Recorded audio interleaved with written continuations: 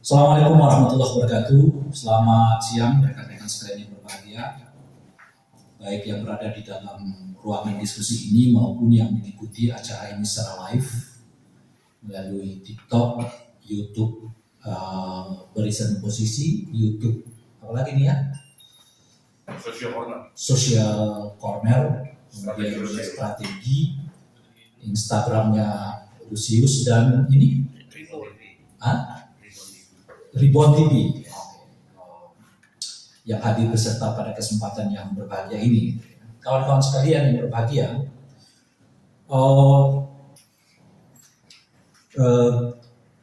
kemarin sebetulnya rame-rame kita mendiskusikan ya, kan mulai muncul isu ataupun tuduhan atau apalah yang namanya terhadap salah satu tokoh akademik kita, ya, tokoh intelektual kita itu, yang kalau dalam kategori Pak Prabowo ya bisa disebut sebagai pengamat gitu ya, yang disebut-sebut telah melakukan upaya makar.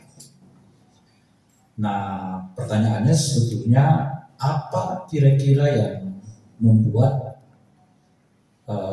posisi dari para intelektual itu sampai pada kesimpulan bahwa pemerintahan Pak Prabowo ini harus ditegur keras. Nah, dari diskusi itulah muncul rangkuman yang kita buat. Setidaknya kita mendapatkan ada 8 ya, yang kita sebut sebagai kealpaan pemerintahan Pak Prabowo. Kata-kata alpa sendiri sebetulnya memberi kesan yang cukup kuat. Pertama, alfa dalam pengertian satu tindakan yang dilakukan baik dengan sengaja maupun tidak, tetapi berakibat kepada adanya sanksi atas tindakan yang alfa itu. Nah, oleh karena itu kalau kemudian kata kealpaan disebutkan di sini, itu artinya kan merujuk kepada mestinya kalau ini dianggap sesuatu yang enggak tepat, nggak pas, harus ada sanksi kepada mereka yang melakukannya. Nah, itu yang kawan-kawan sekalian yang membuat kita menyebut kata alpa di dalam pemerintahan Pak Prabowo. Mungkin dengan 8 catatan ini, dan kami tidak percaya bahwa 8 ini adalah mencakup semua hal. Mungkin banyak di antara rekan-rekan sebelumnya, baik yang berada di forum diskusi ini maupun yang lagi-lagi mengikuti tayangan langsung dari diskusi ini, yang memiliki catatan tersendiri-sendiri terhadap pemerintahan Pak Prabowo akhir-akhir ini ya. Nah, oleh karena itu ini sangat mungkin tambahkan 8 ini, tapi kami menyebutnya kalau ada tambahan namanya 8 plus gitu lah. Dan ada itu Kim plus gitu ya. Nah, ini juga ada kira-kira kalau ada tambahan dari 8 ini ya kita sebut aja tambahan plus. Nah, soal apa aja tambahannya ya silakan ditambahkan masing-masing. Cuma kita mencoba merangkum dari 1 tahun 7 bulan masa pemerintahan Pak Prabowo, kita mencatat ada 8 ya kealpaan yang dilakukan oleh pemerintahan Prabowo. Tapi lagi-lagi seperti yang kita sebutkan ini tadi, bahwa ini tidak dengan sendirinya menutup kemungkinan adanya tambahan dari banyak orang. Nah, cuman kalau ada nanti tambahan masukan atas catatan kita ini, yaitu akan kita sebut nanti sebagai 8 plus. Plusnya bisa 1, plusnya bisa 2, bisa 3, atau bisa 8 lagi gitu ya. 8 plus 8 gitu ya. Bisa begitu nanti ke depan. Kawan-kawan sekalian, saya mungkin akan bacakan dahulu, lalu nanti akan dielaborasi oleh kawan-kawan yang lain. Nanti pada tingkat tertentu saya akan juga ikut nimbrung lagi untuk melakukan elaborasi. Baiklah, saya membacakan penilaian barisan oposisi Indonesia terhadap 8 kealpaan pemerintahan Prabowo. 01. Pelanggaran konstitusi dan undang-undang. Ini terjadi sejak awal pencalonan capres-cawapres yang memunculkan anak haram konstitusi hingga pengangkatan Teddy Indra Wijaya sebagai seskap. 02. Karut-marut tata kelola MBG dari konflik of interest yang melibatkan jejaring politik dan aparat TNI Polri hingga masifnya keracunan yang terjadi berulang-ulang, termasuk penggunaan anggaran sektor pendidikan. 03. Krisis fiskal dari salah arah pembentukan dana negara, pemotongan transfer keuangan daerah atau TKD, hingga berdampak pemberhentian para pegawai P3K di berbagai daerah. 04. Operasi Merah Putih atau KMP dan pembentukan yang terpusat menggunakan dana desa dan pengadaan barang yang tidak transparan. 05. Remilitarisme atau pelibatan TNI di ranah sipil dan pada saat yang sama di ranah kepolisian tak kunjung diumumkannya hasil tim reformasi Polri. 06. Meningkatnya step terorisme, teror dan kriminalisasi terhadap aktivis dan pengekangan terhadap media.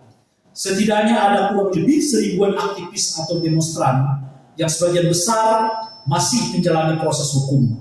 Dan kini para akademisi dan pengamat mulai ditertibkan dengan tuduhan makar dan bahkan sudah mulai ada yang melaporkan akademisi yang kritis ke kepolisian.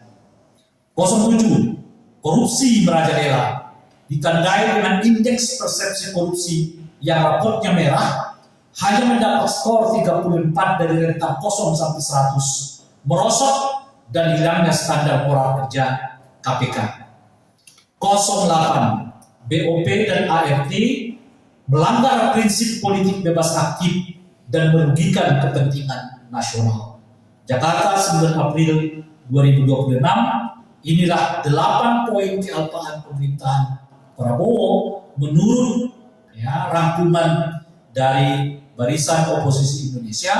Silakan menambahkan kalau ada yang mau ditambahkan, nanti akan kita sebut sebagai 8++. Barisan Oposisi Indonesia menarik kesimpulan bahwa ada kealpaan yang dilakukan oleh pemerintahan Pak Prabowo.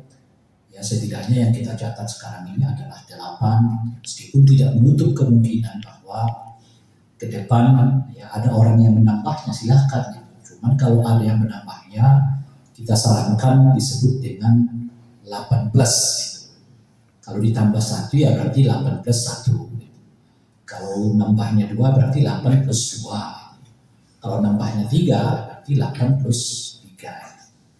Jadi kalau kita berhenti di 8-nya, kalau mau ada yang nambah silakan saja.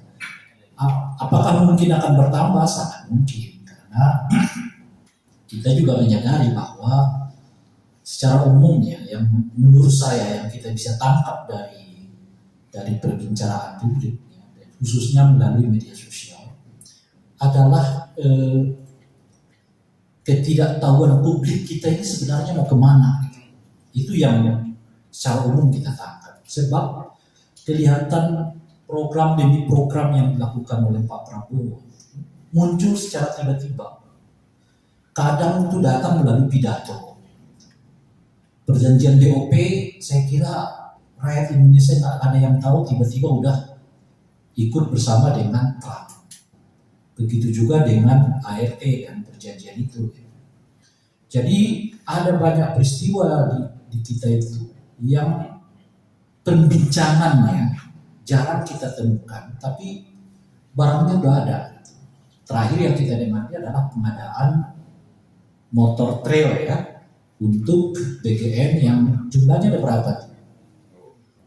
10.000 ya, 25.000 motor trail yang menghabiskan sampai 1, sekian triliun uang negara. Kan kita nggak tahu. Buat jangankan kita, bahkan Menteri Keuangan pun nggak tahu bahwa ada pengadaan itu. Padahal itu kan uang yang sampai triliunan. Sebelumnya kita juga dikejutkan oleh pembelian pick up yang sampai totalnya 205 buah ya, mobil pick up. Dananya juga itu triliunan. Jadi ada banyak peristiwa-peristiwa yang terjadi di lingkungan Pak Prabowo yang kita anggap itu seolah-olah diambil dengan cara intuisi aja. Oh gini, gini. Saya kadang-kadang memikirkan ini mungkin model pemerintahan dari seorang presiden yang memang tak pernah mengalami masa sulit dalam hidupnya. Nggak pernah. Jadi karena kalau ada menteri pertanyaan yang menyebut orang yang mengkritik MPG itu adalah orang yang nggak pernah miskin itu, yang nggak pernah miskin itu namanya Prabowo. Kalau kita itu ya sampai sekarang miskin. Yang nggak pernah miskin itu ya namanya Pak Prabowo, dan jangan-jangan juga menteri pertanian itu mungkin juga nggak pernah miskin dalam hidupnya. Jadi karena nggak pernah mengalami yang disebut dengan pengalaman miskin, ada nuansa yang saya baca dari Pak Prabowo itu. Jadi semua yang dibayangkan oleh dia itu dia bisa dapat. Persis seperti anak yang dimanjakan waktu kecil, yang segala kebutuhannya dipenuhi. Jadi kalau nggak dipenuhi, ngambek. Dan ngambeknya bisa berhari-hari kan. Nanti kan kita tertibkan deh gitu kan. Dan sebagainya. Jadi justru saya lihat pola pemerintahannya Pak Prabowo itu pola pemerintahan orang yang nggak pernah mengalami miskin sejak dari yang bersangkutan lahir. Mungkin pengalaman pahit hidupnya itu ya ketika keluar dari Indonesia ke Yordania aja. Dan itu nggak lama, sekitar berapa tahun? 8 sampai 10 tahun lah ya. Nggak sampai lah. Karena 2004 dia udah balik. Iya, 2004 udah ikut pilpres. Tapi termewah loh itu. Hidupnya termewah. Itu sama, kalaupun ada pengalaman hidup, jadi bukan kalaupun ada pengalaman hidupnya yang pahit. Nah itu adalah ketika beliau meninggalkan Indonesia dan lama tinggal di Jordan. Dan kalau kita hitungnya nggak sampai puluhan tahun, karena 2004 beliau udah kembali calon presiden. Ya itu salah satunya. Nah, jadi itu yang saya kelihatannya, sehingga ada laporan dari bawahan, Pak ini kurang, itu Pak ini kurang, oke. Kan kalau kita lihat pidato-pidatonya Pak Prabowo, misalnya, kayaknya ini Pak begini, oh ya udah, nanti kita beli, masih ingat ya, saya kira dulu tuh, nanti kita adain. Oh Pak begini, kalau penting duitnya kita tambah. Pokoknya ada. Jadi saya kira itu model orang yang nggak pernah berpikir bahwa duit saya cuma sekian, dan oleh karena itu saya nggak bisa beli semua hal gitu. Yang saya lihat dari Pak Prabowo ini, duit saya nggak terbatas dan saya bisa beli semua hal. Khususnya yang menurut dia yang jadi fokusnya dirinya. Dalam hal ini kan ada dua nih, yaitu MBG dan juga KMP. MBG ini program istimewa banget. Jadi seolah-olah orang nggak boleh ngeluh tuh. Orang yang bekerja di MBG itu nggak boleh ngeluh tentang sesuatu yang ia merasa ini nggak cukup. Gitu. Lalu dipenuhi seketika tuh. Pak, duitnya kurang, oke kita tambah. Pak, status pegawai MBG-nya, ya kita naikkan. Bukan hanya gaji, statusnya pun kita naikkan. P3K yang udah lama kerja, gaji sampai sekarang belum tentu loh. Gitu. Gaji nggak nambah, statusnya tetap begitu-begitu aja. Gitu, ya. Lalu Pak kurang nih, menjangkau daerah-daerah, perlu motor. Ya udah buat, ambil. Kan itu gaya orang yang yang di kantongnya tuh selalu cukup duit. Gitu. Gaya hidupnya begitu. Jadi nggak pernah mikir hemat, gitu. Nggak pernah mikir itu ya. Ini harus kita tinggalkan karena ini dulu. Misalnya, termasuk KMP. Ya, KMP yang kita dengar itu dari filosofi pendiriannya saja sudah banyak dipersoalkan oleh orang. Dan lebih dari itu adalah soal kelibatannya tentara di dalam pendirian-pendirian dari Operasi Merah Putih ini. Nah, kawan-kawan sekalian, ini semua tadi sudah disebut oleh Arif dan Bung Alif ya, nggak ada yang melakukan kritik. Sebab apa gitu ya? Sebab hidup orang sekarang tergantung pada negara. Sehingga dapat perintilan negara pun oke, itu yang penting ada negaranya di situ. Yang saya sebut tadi ini sering saya sebut itu sebagai mentality pejabat, pejabatisme. Orang tuh sekarang asal dikaitkan dengan istana itu status keluargaannya itu naik gitu. Berbanding para pengamat, aktivis yang oleh banyak bahasa disebut karena nggak pernah dapat jabatan. Jadi selalu diberikan ke sana. Orang tuh kalau mengkritik karena dia nggak dapat jabatan. Jadi kita masuk dalam sebuah sistem yang melihat jabatan itu adalah segala-galanya. Maka yang baca buku-buku kiri, yang paling kiri sekalipun sekarang komprominya dengan pemerintah yang di tengah. Orang waktu mahasiswanya dahulu anti militerisme yang sangat kuat, sekarang dukung pemerintahan dari backgroundnya adalah seorang militer. Karena kultur pejabatisme yang memandang bahwa pejabat itu adalah sesuatu yang sangat mulia. Jabatan itu sesuatu yang sangat penting nih. Sehingga orang-orang yang di luarnya itu dianggap tukang rusuh. Saya pernah setelah pas pemilu tahun 99, saya mengundang Cak Nur untuk berpidato menggambarkan tentang apa yang dilakukan oleh civil society pasca pemilu tahun 99. Yang digambarkan oleh dunia internasional sebagai pemilu yang sangat menarik, sangat bagus. Cak Nur berpidato tahun 2000 dengan menyebut pentingnya dibangun oposisi. Oposisi satu kultur yang sangat jauh dari kultur orang Indonesia yang dikenal dengan harmoni gitu ya, lalu konsensus ya. Yang sekarang dipakai nih, apa istilahnya itu? Ya harmoni lah ya kan. Kompromi. Bukan kompromi, harmoni. Kan kalau kompromi itu kan dialog ya. Madani. Ya, bukan. Kalau harmoni itu takut pada perbedaan. Iya. Daripada muncul perbedaan, kita lebih baik diam-diam seolah-olah kita sama gitu. Itu namanya harmoni. Kalau kompromi itu diperdebatkan dulu, kamu maunya apa, saya maunya apa. Nah, kita ketemu di titik tertentu, itu namanya kompromi. Tapi kalau harmoni itu di kepalanya udah muncul, kalau saya nanti terlalu kencang, ribut nih. Jadi dia lebih baik memilih diam demi apa yang disebut dengan stabilitas nasional, stabilitas itu dibandingkan ribut.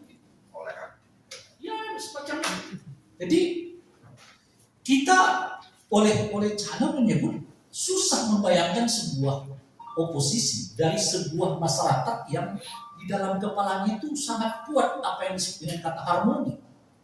Jadi orang lebih memilih dia meskipun dia nggak setuju daripada dianggap nanti apa istilahnya dia ribut gitu. Dan oleh karena itulah beliau mengatakan perlu memunculkan kultur pesisir alias kultur kosmopolitanisme, yaitu kultur yang memperlihatkan gua beda sama lo gitu. Oleh karena itu nggak perlu perbedaan itu ditenggelamkan, tapi harus diperdebatkan. Cuman ada rambunya apa? Rambunya nggak pakai kekerasan, nggak pakai senjata. Itulah yang membuat ketika Saiful mengatakan, ya ini presidennya ini harus mulai dimakzulkan nih. Semua orang tiba-tiba mengatakan makar. Padahal di negara yang demokratik itu justru yang dilindungi gitu loh. Pikiran yang menyatakan berbeda dengan keras kepada pemerintah. Disitulah hukum hak asasi manusia itu berlaku. Bagaimana orang yang tidak memiliki kekuasaan menyatakan dia berbeda dengan kekuasaan itu? Sebab udah ngaturnya kalau apa namanya itu ya, orang ingin kepada kekuasaan dan takut kepada kekuasaan itu udah natur di mana-mana. Maka demokrasi perlu supaya memberi perlindungan kepada mereka yang menyatakan gua beda sama lo. Nah ini saya pun mengatakan saya beda. Kira-kira gitu ya. Saya berbeda dengan Anda dengan keras. Tapi perbedaan ini kalau saya datang ke DPR, ya DPR-nya punya Anda semua. Lalu di mana lagi wahananya? Nggak ada. Ya sudah, wahananya kembali kepada rakyat Indonesia sebagai pemilik kedaulatan gitu. Tiba-tiba disebut makar. Kalau tindakan, pikiran, perbuatan seperti itu langsung buru-buru disebut makar, ya nggak perlu demokrasi. Demokrasi dibutuhkan karena presidennya bisa dijatuhkan di tengah jalan. Demokrasi nggak dibutuhkan kalau presidennya nggak bisa dijatuhkan gitu loh. Demokrasi nggak perlu dibutuhkan. Demokrasi dibutuhkan tuh karena orang punya hak menjatuhkan apa namanya. Jangan sekali-kali jangan kita sebut inilah ya karena bukan apa namanya itu ya pemegang kedaulatan bukan apa namanya wah mandataris dari rakyat itu dia mandataris kita. Jadi kalau saya nggak puas ya lo berhenti kan gitu aja ya. Kan dia bukan lebih hebat dari kita. Pemilik kedaulatan di Republik ini rakyat Indonesia. Ya. Kalau mereka yang menjalankan kedaulatan itu nggak memuaskan kita, ya kita bisa berhentikan. Lu berhenti aja. Lu nggak becus kan kira-kira gitu. Nah, pakai pas. Jadi cara mandang kritik terhadap pemerintah atau keinginan menjatuhkan pemerintah itu sebagai makar. Lagi-lagi itu cara pandang dari kultur pejabatisme itu. Bahwa pejabat itu lebih tinggi dari rakyat ini. Sebab yang lebih tinggi, dia nggak boleh diganggu. Sekarang pertanyaannya, kalau rakyat yang melakukan perlawanan terhadap pemerintah dianggap makar, sekarang pertanyaannya, kalau pemerintah yang melawan rakyatnya dianggap makar? Tiran. Ya itu dia. Bahasa yang lain, kenapa sih nggak pernah ada tafsir makar itu adalah pemerintah yang melawan rakyat gitu loh. Karena selalu makar itu tafsirnya rakyat melawan pemerintah. Mengapa nggak ada tafsir pemerintah yang melawan rakyat itu juga adalah makar? Mau, karena kan pondasinya itu kan melawan konstitusi. Siapapun yang melawan konstitusi secara umum dapat disebut tindakan makar. Kalau kita menjatuhkan pemerintah, bukan karena pemerintahnya yang dilanggar sebetulnya, karena itu dianggap melanggar konstitusi. Lah, kalau pemerintahnya sendiri yang melanggar konstitusi, mengapa nggak disebut makar? Contoh misalnya, kalau kemarin kan dari dalam survei yang dilakukan oleh Saiful juga dan kawan-kawan kan, mayoritas rakyat Indonesia itu nggak setuju kita bergabung dengan BOP. Kan artinya apa? Melawan kehendak rakyat. Makar nggak? Ini pertanyaan loh ya. Ini pertanyaan loh ya. Jadi jangan pula lagi dipotong-potong ya. Berdasarkan surveinya Saiful. Iya. Pertanyaan Dengan keseluruhannya. Kalau kemarin ada survei, mayoritas rakyat mengatakan nggak setuju dengan apa namanya itu ya, Indonesia bergabung dengan BOP. Dan kalau dikait-kaitkan lagi, sebetulnya punya potensi melanggar konstitusi karena melanggar undang-undang. Konstitusi malah ya pasal 11 itu. Semua perjanjian internasional yang berjangka panjang dan berdampak luas terhadap Indonesia harus melalui persetujuan DPR. Nah, pertanyaannya adalah, kalau sudah jelas-jelas rakyat Indonesia menyatakan nggak setuju, tapi presidennya tetap jalan, termasuk kategori makar apa enggak? Ini pertanyaan ya. Yang jawab tuh kalian semua. Saya tidak bertanya ya. Oh iya dong, iya dong. Karena kan kata makar itu kan netral kan sebenarnya. Kita aja itu yang membuat definisi bahwa yang disebut dengan makar itu adalah melawan pemerintah. Itu kebiasaan kita di Orde Baru. Bahwa makar itu tafsirnya selalu rakyat yang melawan pemerintah.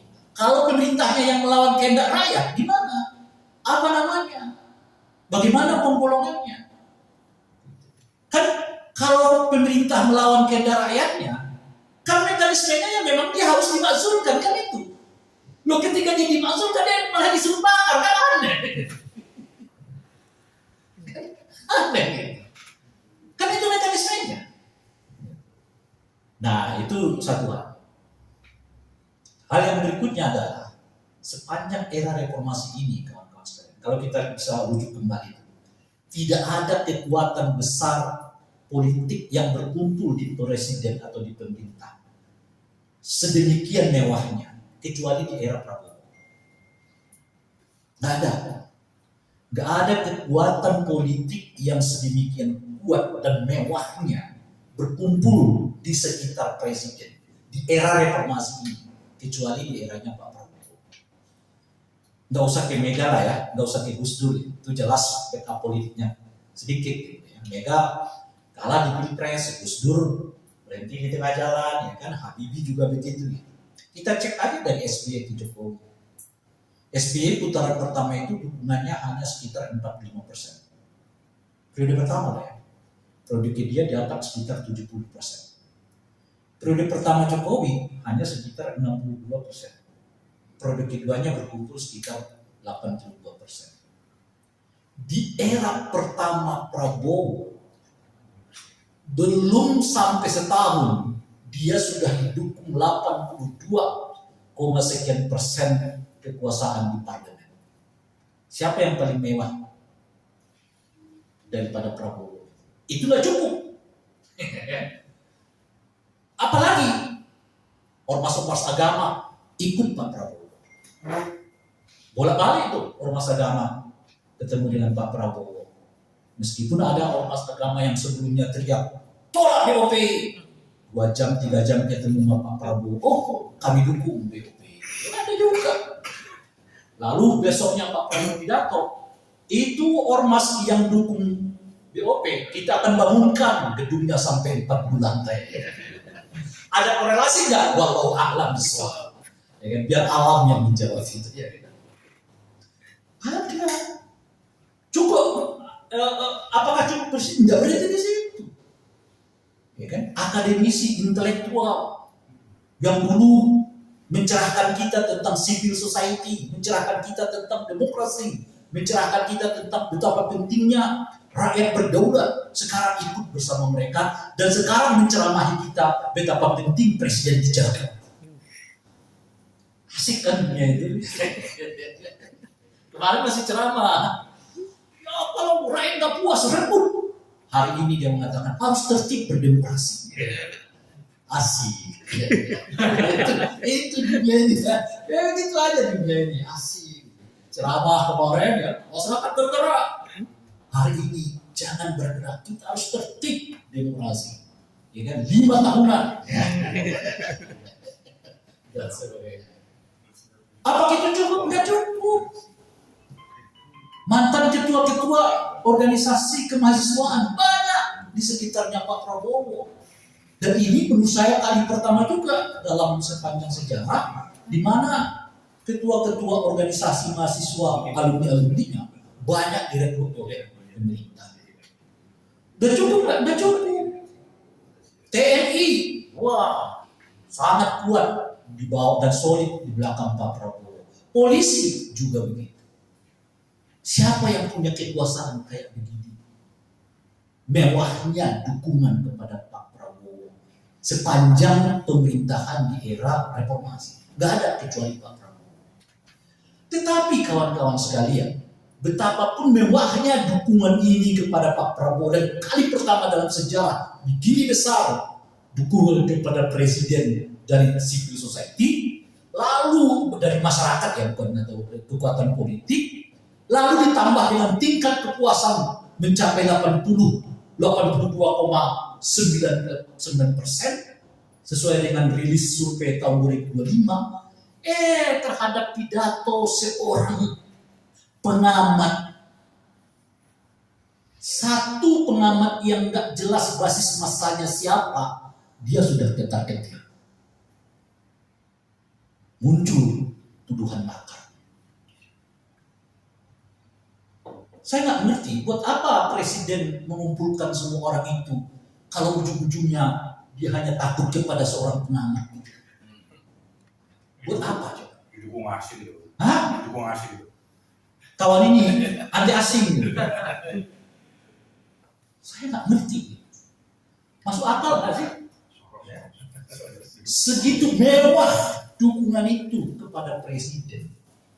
Masuk ke dalam. Ya, tiba-tiba ada seorang pengamat yang basis masanya juga kita nggak tahu. Ada yang Tiba-tiba dia udah ketar-ketir. Pidato di depan di depan pemerintahan daerah, ya kan? Yang menyebut ya harus konstitusional gitu ya. Bersertaan dengan itu kita dengar rencana akan ada yang melaporkan ya, yang bersangkutan ke polisi. Ya ampun, saya kira beliau ini benar-benar macan gitu. Kok macan bisa ketar-ketir sama pidato seorang intelektual, seorang pengamat? Aku nggak habis pikir. Ini memang negara bola balik. Negara bola balik itu yang nggak punya kekuatan massa dikhawatirkan. ditakutkan. Yang begitu banyak sekali masanya malah ketakutan sendiri. Negara bola balik. Saya nggak habis pikir. Bu ya cari lawan tanding yang seimbang gitu loh menurut saya. Ngapain itu? Kalau ditanya siapa yang kalau kita baca-baca siapa sih yang mau menjatuhkan presiden, tingkat kepuasan kepada presiden 82,sekian%. Nah kalau kau tahu tingkat kepuasannya begitu, ngapain lo takut sama dia? Masyarakat kita. Jadi kepuasan 82,sekian% itu dibangga-banggakan. Tapi 82% itu seolah nggak ada ketika berhadapan dengan pidato seorang pengamat gitu. Nah, jadi ada ketakutan dalam dirinya sendiri yang saya curiga sebetulnya bukan berasal dari pengamat itu, jangan-jangan di lingkaran dalamnya. Jadi pengamat itu hanya sebagai apalah namanya gitu ya. Jadi ada orang yang takut kepada kawannya sendiri, tapi dia nggak berani ngomong gitu loh. Ujung-ujung orang lain yang untuk melampiaskan kekesalannya kan kira-kira gitu. Kalau kita ya kurang lebih di keluarga mungkin begitulah ya kan. Kalau lagi bertengkar ya kan nggak bisa diucapkan, piring lah yang dilempar ya kan. Gelas lah yang dilempar. Ada juga orang yang takut dengan bayang-bayangnya sendiri. Nah itu maksud saya. Jadi sebetulnya di lingkaran dalam ini sendiri mungkin ada sesuatu yang bergerak, tapi dia nggak berani. Sang macan ini nggak berani berhadapan justru dengan orang-orang yang dia undang masuk ke dalam. Nah ini yang saya lihat kawan-kawan sekalian. Nah oleh karena itulah ya, dan ujung sampai sekarang tentu saja yang di lingkaran ini nggak ada yang mau berbicara sesuatu yang berbeda dengan keinginan. Ujung-ujungnya ya kita juga harus ngomong. Memang kalau enggak ya siapa? Ini misalnya kawan-kawan relawan Prabowo mulai sibuk bagaimana mempolisikan saudara Saiful. Mereka sibuk nggak mencari tahu kenapa motor trail itu dibeli oleh BGN gitu. Kenapa itu bukan itu yang mereka sibuk gitu loh. Mereka sibuk mau rame-rame melaporkan saudara Saiful. Mengapa mereka nggak sibuk mencari tahu kenapa SPPGS keracunan ini muncul? Kenapa ada pengadaan pick up 205.000 dengan uang triliunan. Padahal ada SMK ya. Hah? Padahal ada SMK. Ada SMK. Padahal kelanjutan. Mestinya SMK-nya yang diberdayakan. Mau. Kita berharap relawan-relawan ini ya, muncul sebagai pendobrak bagi kebekuan. Misalnya mereka bisa nggak ya datang ke KPK bawa misalnya laporan tentang kemungkinan adanya kebocoran di MBG.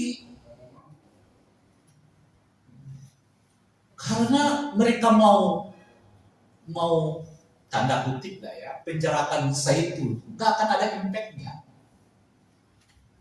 Akan muncul Saiful yang lain. Perlu kita ketahui kawan-kawan sekalian, yang paling kita syukuri di Republik ini karena civil society-nya kuat.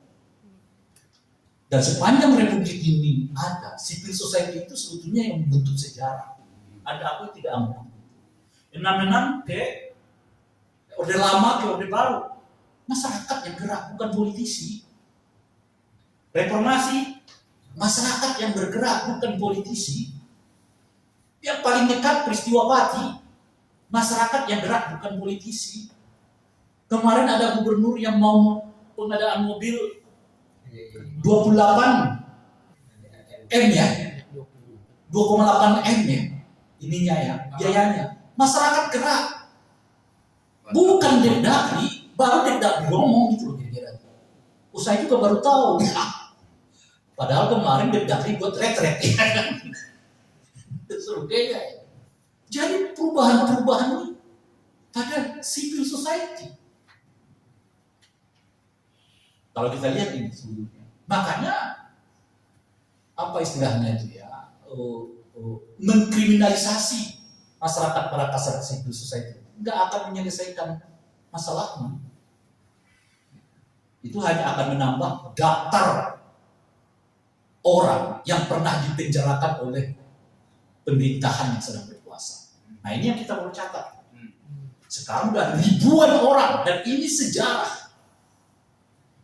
Hanya hitungan tahunnya. Prabowo sudah mentersangkakan orang lebih dari 1.000 orang. Karena aktivitas kritis mereka nggak ada di sepanjang sejarah reformasi itu nggak ada. Habibie begitu dia terpilih, dia justru membebaskan semua tahanan politik.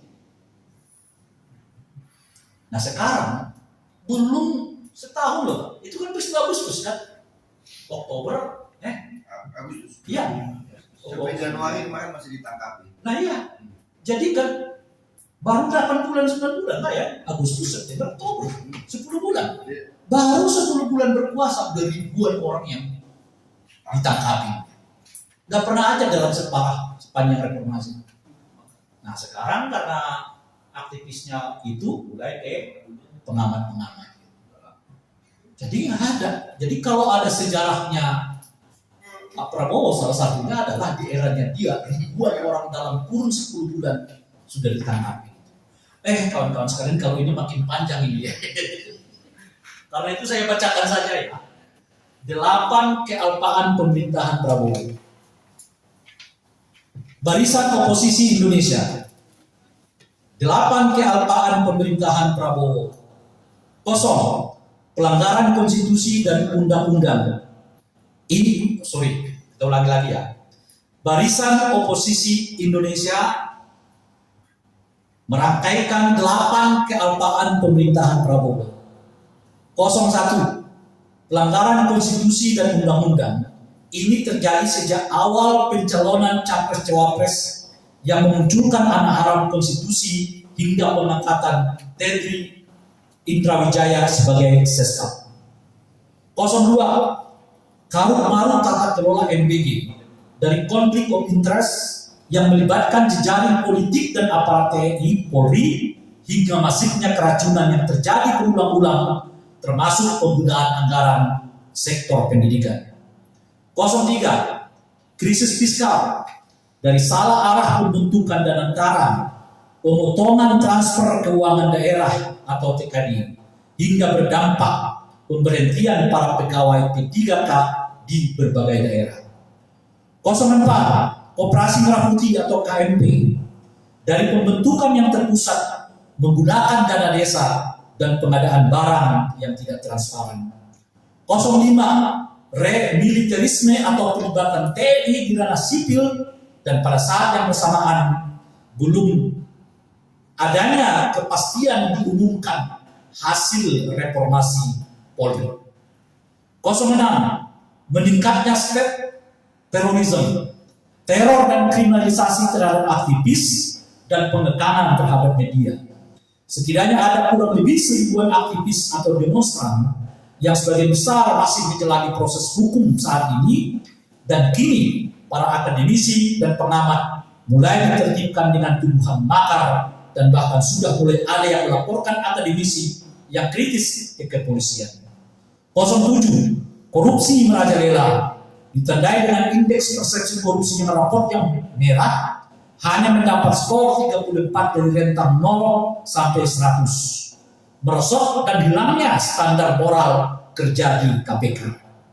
08.